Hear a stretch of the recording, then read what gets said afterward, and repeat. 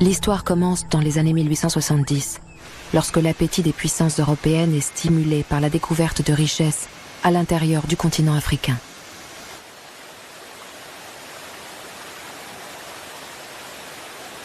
Dans un discours sur l'Afrique prononcé en 1879, lors des 30 ans de l'abolition de l'esclavage, Victor Hugo déclare « Allez, peuple, emparez-vous de cette terre, prenez-la. À qui ? À personne. Dieu donne la terre aux hommes. Dieu offre l'Afrique à l'Europe. Prenez-la. » Commence alors autour du fleuve Congo une véritable course entre puissances européennes. Envoyé par la France, l'explorateur Pierre Savorgnan de Brazza accède le premier à la rive droite du fleuve Congo. Il plante le drapeau français dans le petit village de Ntamo, qui portera ensuite son nom, Brazzaville.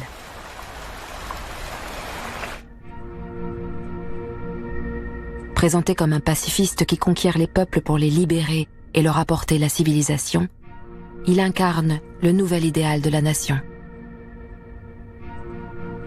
Comme il le dit lui-même, ceux qui touchent notre drapeau sont des hommes libres.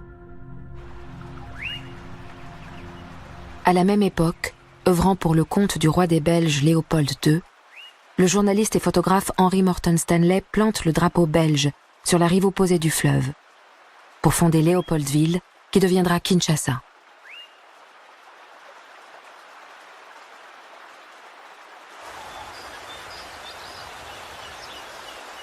La concurrence autour du bassin du Congo entre le roi des Belges, la France et enfin le Portugal, qui revendique une souveraineté sur ce même territoire, provoque une crise sans précédent.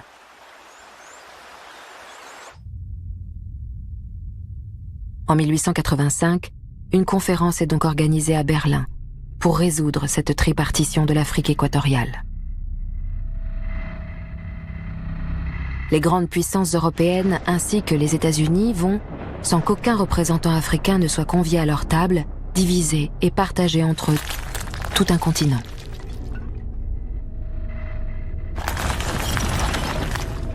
Au terme de la conférence, une vaste région de 2 500 000 km² est attribuée à la France.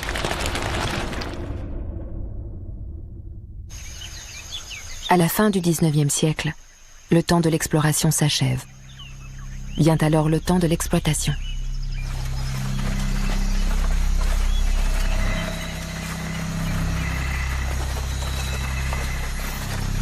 On identifie les ressources naturelles à exporter.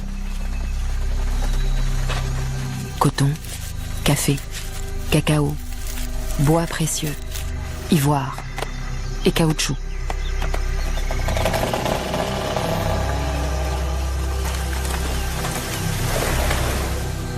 La Troisième République de Jules Ferry veut bâtir un empire colonial, mais les caisses de l'État sont vides.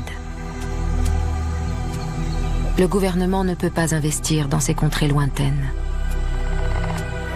En 1899, il a alors l'idée de diviser la plus grande partie du territoire en 40 énormes concessions qu'il confie à des sociétés privées.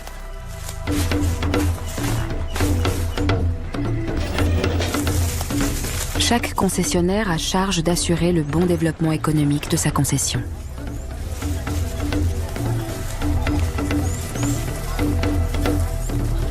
En contrepartie, l'État leur confère le monopole de l'exploitation des produits du sol, mais aussi l'autorisation de disposer comme bon leur semble des hommes, des femmes et des enfants vivant sur leur territoire.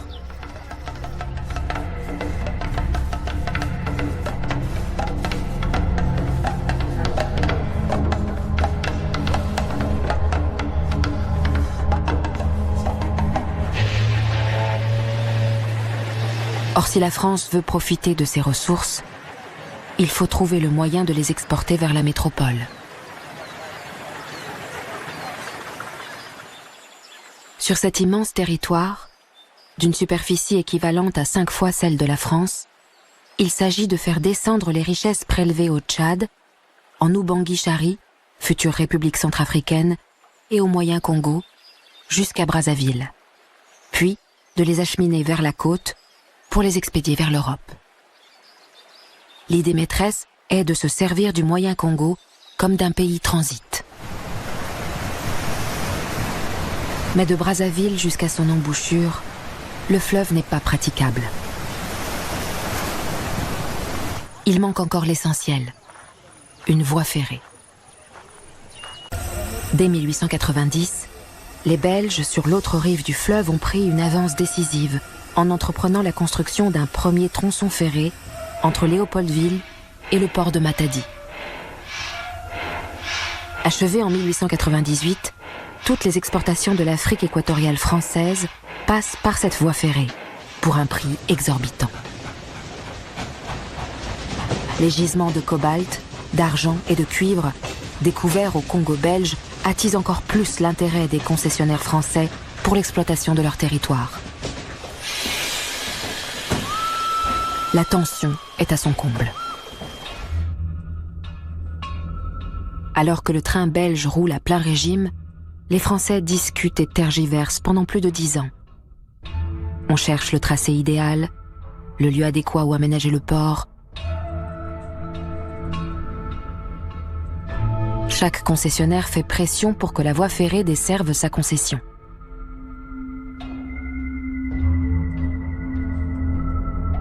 Finalement, en 1910, la société de construction des Batignolles est chargée d'établir un avant-projet de voie ferrée. Elle envoie sur place 4 ingénieurs pour effectuer les premières études techniques. Tout paraît limpide sur le papier. Les difficultés, dit-on, ne se concentrent que sur les 100 km de la traversée du massif du Mayombe, planté d'une forêt dense et inhospitalière. Le coût total de ce projet pharaonique est estimé alors à 95 millions de francs. L'administration de l'Afrique équatoriale française ne peut financer à elle seule ce projet et bataille longtemps avec Paris pour obtenir enfin un emprunt en juillet 1914. 3 semaines plus tard, la guerre éclate en Europe. Le projet de construction est suspendu. Après la Première Guerre mondiale, les concessionnaires privés de l'Afrique équatoriale redoutent que le projet de voie ferrée ne soit enterré.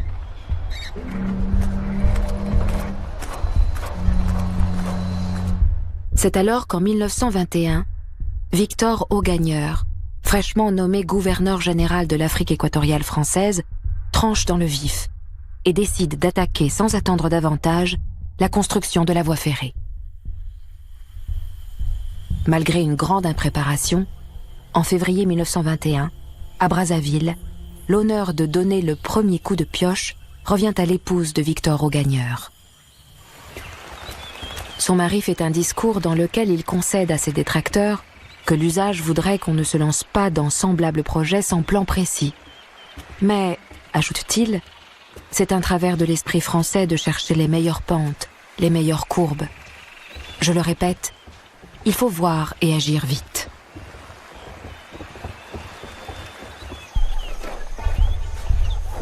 « 40 ans après les vœux de Pierre Savorgnan de Brazza, la construction du chemin de fer était en marche.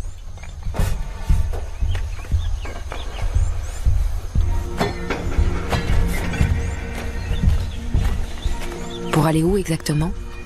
Et comment? L'important n'était-il pas de se lancer enfin?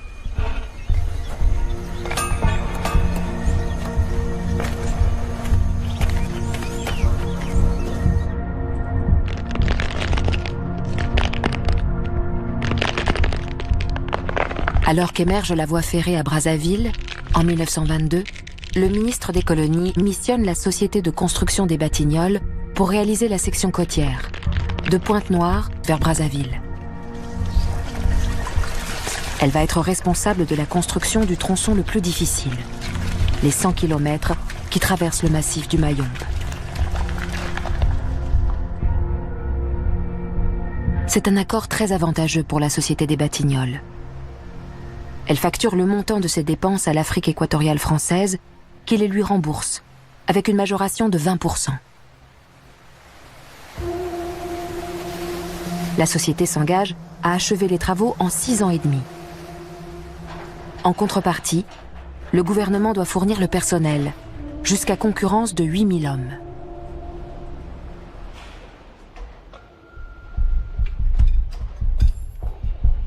De part et d'autre de la ligne, il faut préparer le terrain, débroussailler, abattre et débiter tous les arbres, puis dessoucher. Vient ensuite la pose de voies de service, l'extraction de la terre, la construction des remblais, le terrassement des plateformes. Il faut construire des kilomètres de murs, poser des buses et des dallots pour l'écoulement des pluies, édifier les ouvrages d'art. Enfin seulement, ballast et traverses peuvent être mis en place. L'administration coloniale recrute aussi des femmes pour prendre en charge l'entretien des camps et l'approvisionnement en nourriture des chantiers. Nourriture qui fait cruellement défaut. Totalement dépassée par l'ampleur du chantier, l'administration n'arrive pas à fournir en quantité nécessaire les denrées alimentaires. Un rapport de mai 1924 signale la venue d'un docteur Levet, missionné pour une inspection sanitaire. Son compte-rendu est alarmant. J'estime qu'il est dangereux d'exiger des travailleurs du chemin de fer la somme de travail qu'ils fournissent si l'on ne les nourrit pas davantage. J'ai eu l'occasion de voir de misérables faméliques se traîner à la visite dans un état de déchéance physique lamentable qui relevait sans conteste d'une insuffisance de la ration.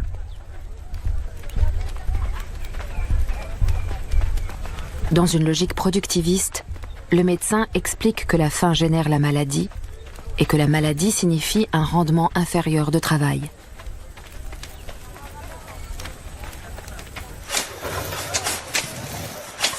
Le directeur de la Société des Batignolles, Marcel Rouberol, rappelle à l'ordre le gouverneur général sur son obligation de ravitailler les chantiers. Le message est clair. Si le manque de nourriture ralentit la progression de la construction de la voie ferrée, la Société des Batignolles ne pourra pas être tenue pour responsable.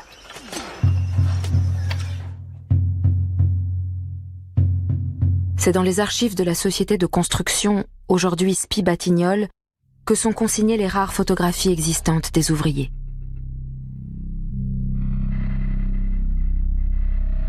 Ces deux jeunes gens ont dû poser là, devant l'objectif de la compagnie.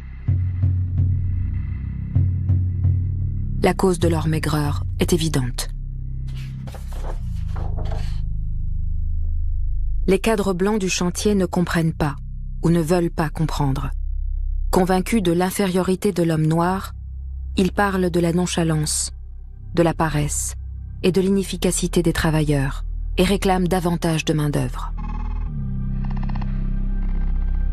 Pendant que les ouvriers meurent de faim sur le chantier, le personnel des Batignolles reçoit régulièrement des cargaisons de nourriture et de boissons en provenance d'Europe.